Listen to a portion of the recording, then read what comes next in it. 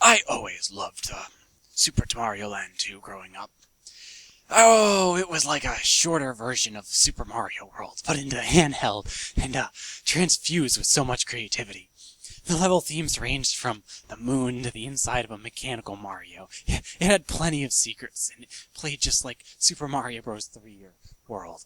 So, naturally, I wanted to play the original game, the original Super Mario Land.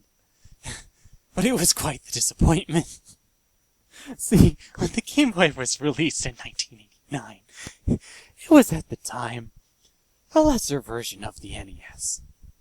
It wasn't as powerful, it had a lower resolution, and it was in monochrome. Sure now, there are plenty of games that really push the limits of the system and ultimately play and look a lot better than a lot of NES games. But in 1989, it was a place for inferior versions of games, but portable. 1989 didn't really see the release of too many games on the system, but there was another NES game that got a handheld version. Castlevania.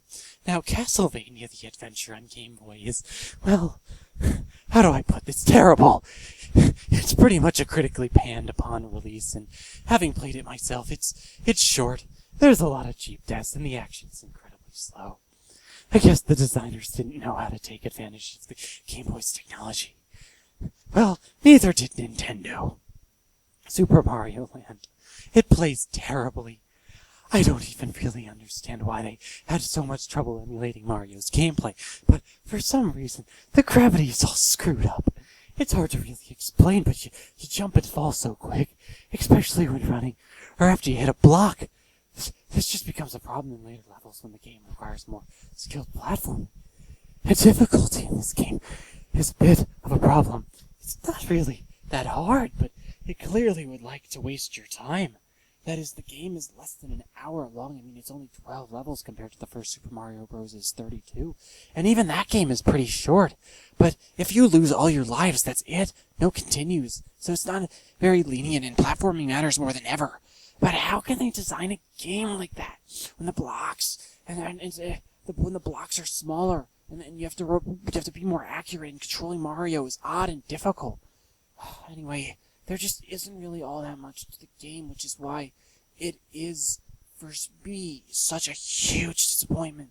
The music is great, but besides that, everything is either or bad. The levels aren't particularly interesting or creative. It's brief. It just doesn't feel like a Mario game. Yet I'll see this game at the top of a list of the best Game Boy games. I just don't understand it. Super Mario Land is bland. The sequel is far superior. I guess upon release it really was just the best original game on the Game Boy, and while it was a subpar Mario adventure, it still is a platformer on a portable system, so without any alternatives, of course it sold well, and nostalgia lets it live on even today.